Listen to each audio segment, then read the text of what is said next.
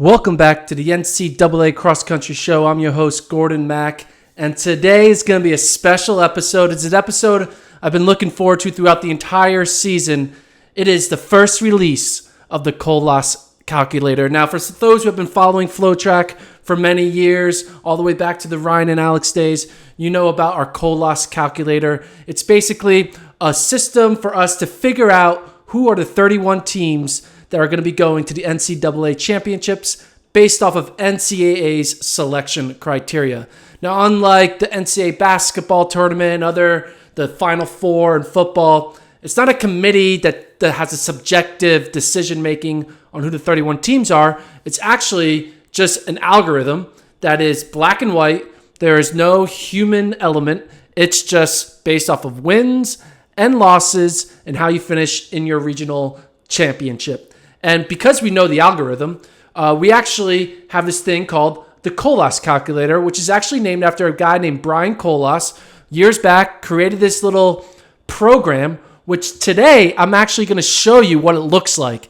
It looks like it was made in like the 1980s in like Bill Gates' garage, because it is definitely an old school program. But I'm going to show you what it looks like actually and kind of take you through how we got to our, as of right now, projected 31 teams that are going to the NCAA championships. So, first things first, we have to kind of predict how the regionals are going to play out, right? We have to figure out who's going to finish top two in each region. So those will be the auto teams. And then we have our at-large teams. For those who don't know, top two in every region of the 9 region, they automatically qualify. So that's 18 teams. They're in.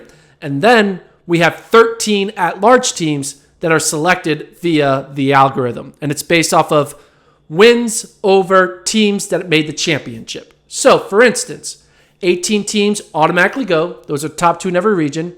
And then we look at the teams that finished 3rd or 4th in their region. Among those teams, we see which team has the most wins over those 18 teams that already qualified. Once we figure out what that team is, they now go to the NCAA championships. And now we have 19 teams that are qualified. And then we relook at all the teams that are on the bubble and say who has the most wins over these 19 teams. Then we pick a new team. And we keep going all the way down until we get to 31. Now there are rules like tiebreakers, like common opponents, head-to-head tiebreakers. There's like a push rule. I'll get into that later, but you get the gist. It's based off of wins over teams that have qualified. So, first things first, we'll do the men.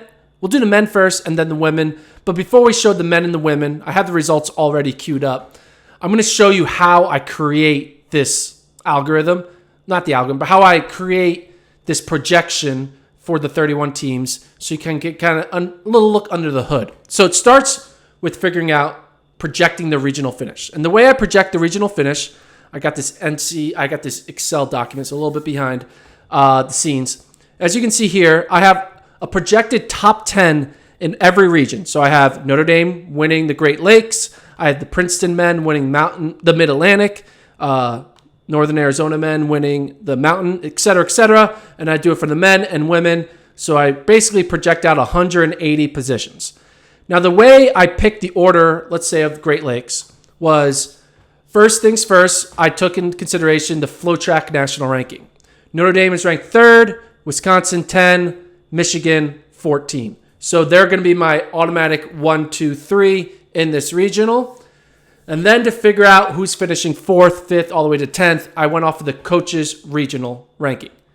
Now, this is important because I didn't go off of the coaches' regional ranking from 1 down to 10. I only did it for teams that were not ranked in my top 25 because I wanted to at least favor the FloTrack version of the national rankings and not the coaches version, because sometimes the coaches kind of have a little biases and they don't get it all right. Anyway, so you can see these are my projected regional finishes for all the regions: Great Lakes, Mid-Atlantic, Mountain West, Northeast, South Central.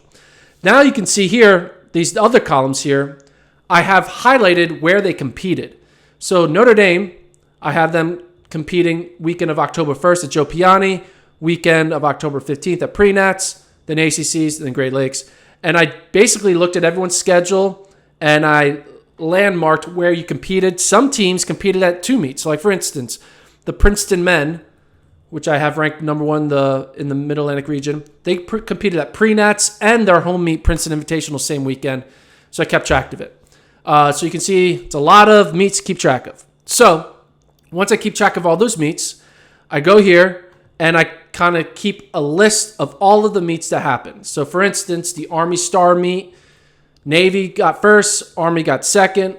The Arturo Barrios meet, I think I'm saying and spelling it wrong. Lipscomb first, UTEP second. So these are the results where I remove all Division II teams, all NAIA teams. I even highlightedly removed teams like Tarleton State, which is a Division I team, but not fully eligible.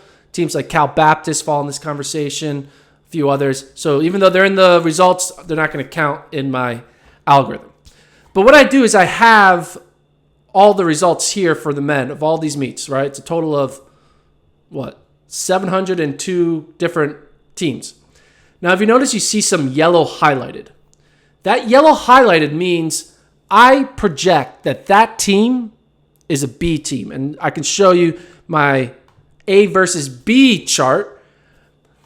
Now, this is going to change. Right now, I'm deciding you're an A team. For those, first of all, what's an A team? What's a B team? An A team is a team that has at least 4 runners that compete at the regional championship. Problem is, we don't know who the 7 that are competing at regionals, so we have to kind of predict who the 7 are. And I did that based off of seeing your most recent roster you ran. Basically, the team you ran at your pre-nat meet is likely to be your true varsity meet. Next weekend, after conference weekend, I'll probably update it to the team you ran at conferences is my projected top 7 for you. And this list here is me highlighting if you ran, how many of your A team members you ran. So if you look here, a good example would be the chili pepper meet. Right now, I project only 1 A team member ran for Arkansas on the men's side. So most likely, that Arkansas team at chili pepper is going to be a B team. On the women's side, though, it looks like it's going to be an A team because they had 5. Again, so I highlighted all the teams that had 3 or less A team members. And based on that, I highlighted you yellow. So in this situation, at the pre-nats open race, NAU was a B team, BYU was a B team, Georgetown was a B team, but Kansas State was an A team. I do that all over the place. You can see there's some meets where basically everyone was a B team, like the NEI, CCA, subvart. Get the idea. That's how I come up with the list of meets. And it's a lot of meets, right? And I do this for both the men and women. And then I put it into the calculator, and I've never shown this. We have never shown what the calculator looks like, and you guys are going to see it. I swear, it looks like it was made in like the 1980s. This is what it looks like, the Kolas Calculator. So I'm going to click here, we'll look at men. I load the men's file.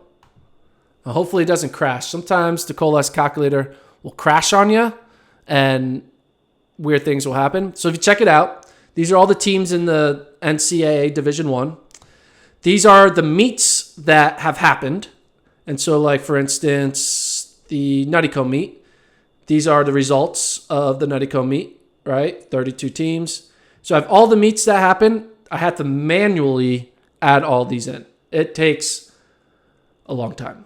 Just saying. It's a lot of manual. There's no, like, autofill. You can't just upload it. It's hell, right? I got I have the Joe Piani meet, which, for those who don't know, there's actually 3 races. You have the Joe Piani A race. Then you have the JP Gold race, which had some other teams, and then the JP Open race, which had teams. Anyway, get the idea. So that's all the meets. And then I have the projections of each region here. So Great Lakes, I have it go Notre Dame, Wisconsin, Michigan, Indiana, etc. Mid-Atlantic, Mountain, right? West, Stanford, Oregon, Washington. So I go here, and I click Calculate. And we're going to wait, see what happens. We're waiting. Boom. Calculate, wait, and you can see this is the results of the Kolas Calculator. Now, if you notice this highlighted green, that means the calculator is telling me that it is those teams are pushed in, which we'll get into later. Not to get into more details, I have to run the calculator multiple times to see if teams that are pushed in can get in manually. It's kind of convoluted. I don't want to dive too deep into it, but you get the gist. This is what the calculator looks like. It's a very old program. And, this is what I'm going to be plugging away on regional weekend to see who is going to NCAAs and basically see the cutoff right there, 31. And this isn't 100% accurate here, but we're going to show you what we have for the men first. So that's the Kolas Calculator. Let's release the report. We're going to release the first version of who's going to regionals. Who's going to nationals going into conference weekend. So we'll do the men first. Okay, talking a lot. I know you guys are kind of like, well, get to the point. We want to know who's in and who's out. First of all, let's talk about the autos. I have Iona, Princeton, Wake Forest, Notre Dame, OK State, Arkansas, Northern Arizona, Stanford, Ole Miss, Harvard, Villanova, Furman, Wisconsin, Iowa State, Texas, BYU, Oregon, and Alabama. Those are my projected top 2 in each of the 9 regions, my 18 auto qualifiers.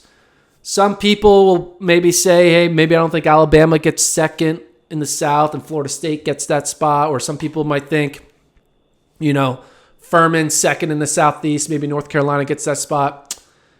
Potatoes, tomatoes, potatoes, whatevers. Doesn't matter. I'm just projecting.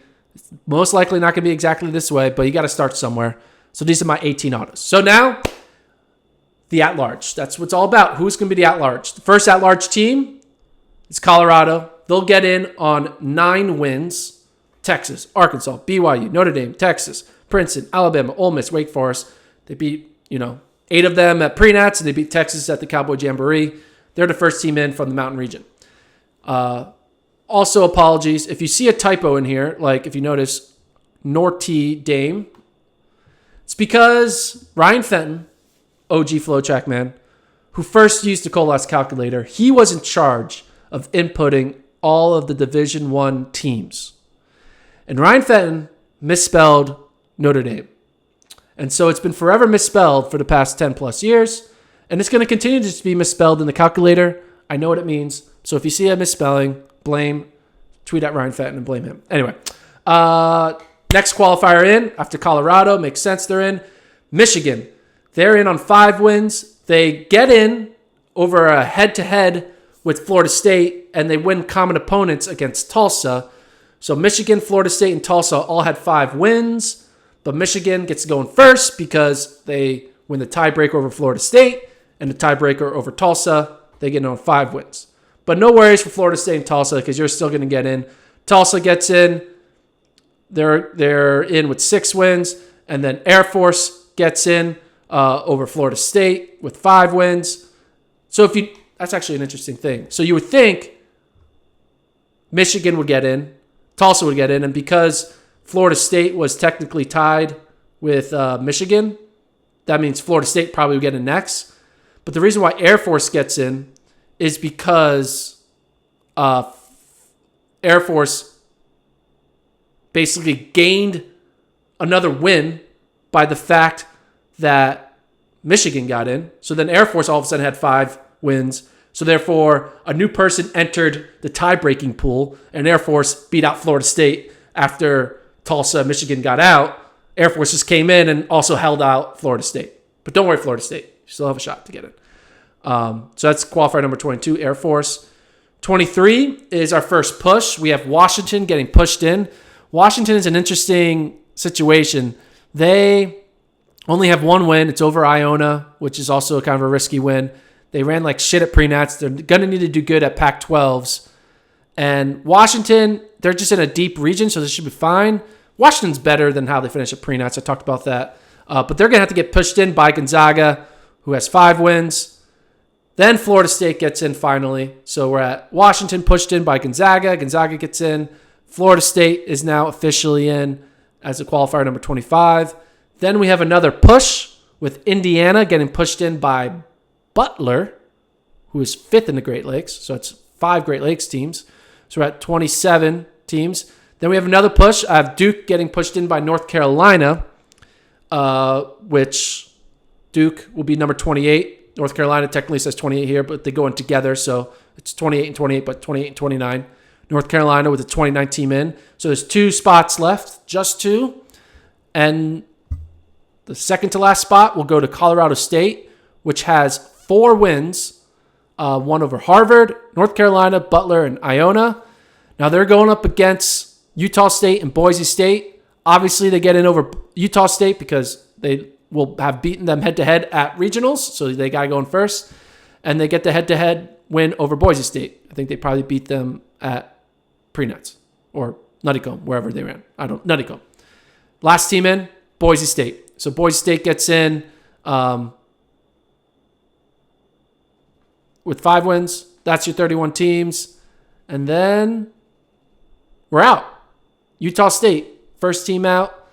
They had 5 wins, but they don't get it.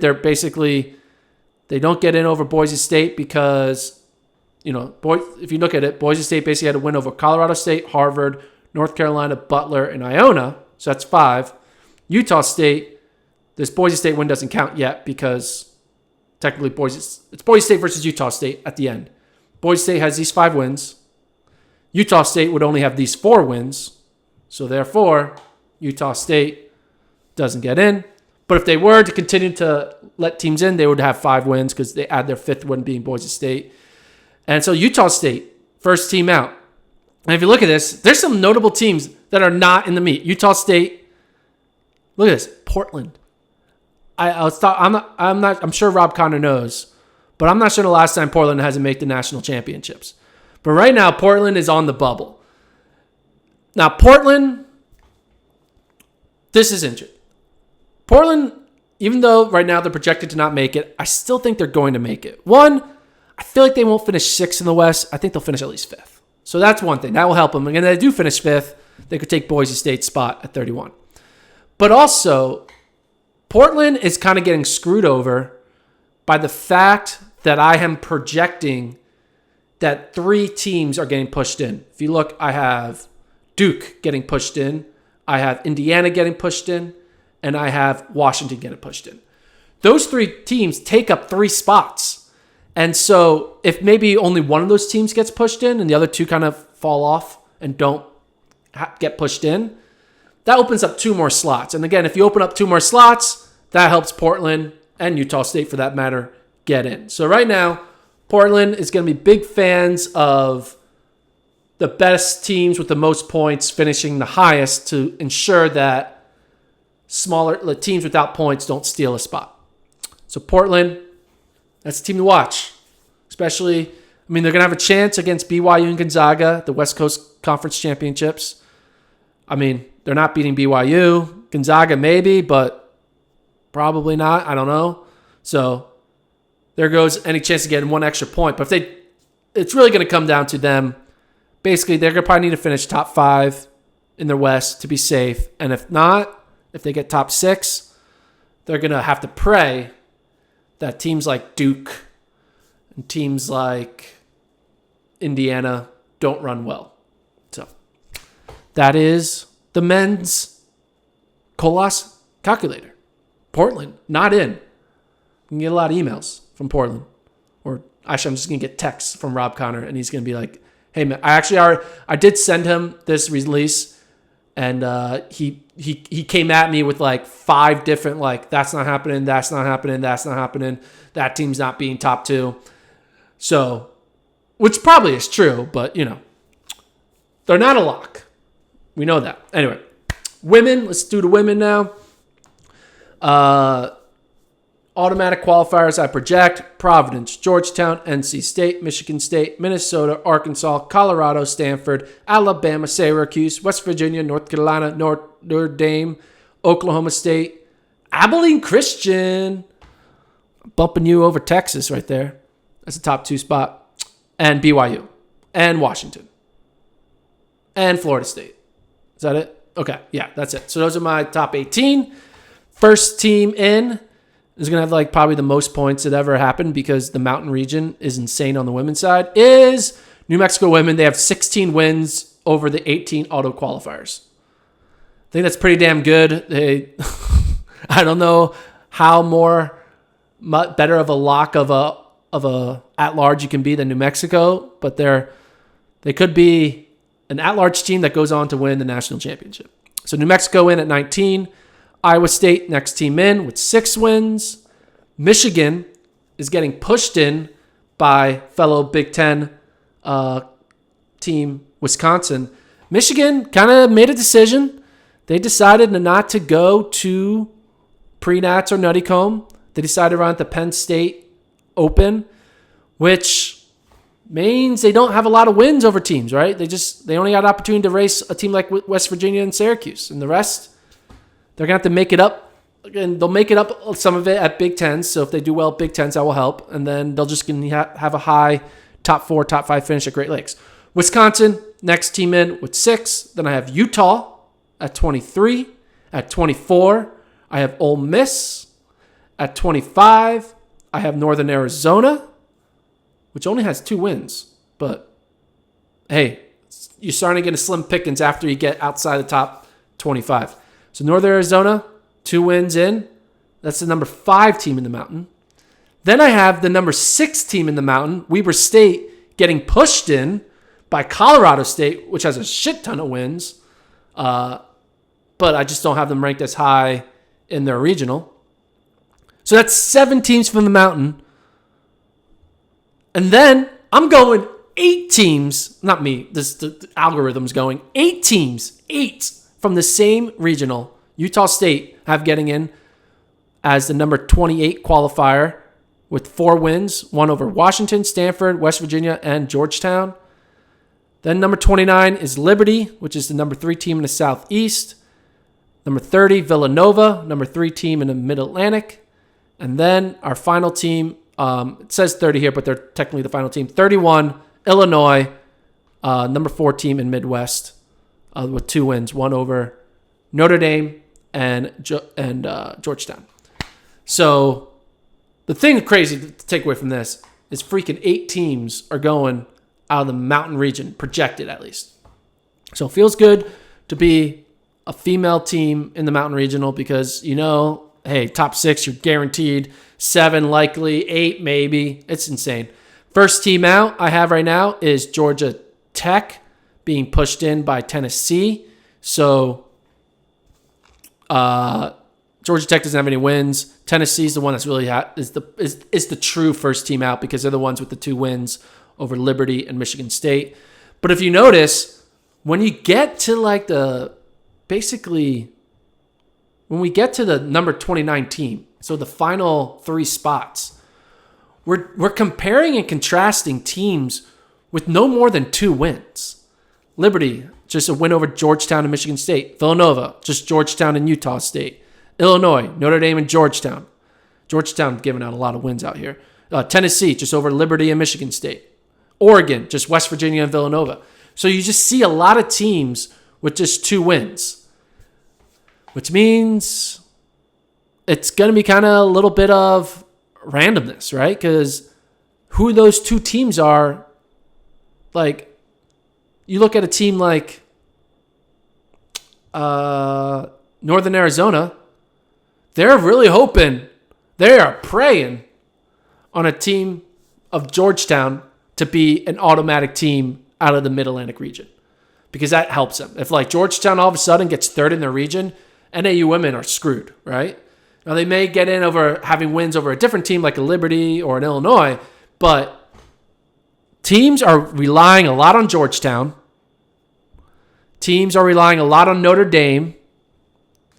So crazy things can happen. But to recap, for the at-large, New Mexico, Iowa State, Michigan, Wisconsin, Utah, Ole Miss, Northern Arizona, Weber State, Colorado State, Utah State, Liberty, Villanova, Illinois, and that's it.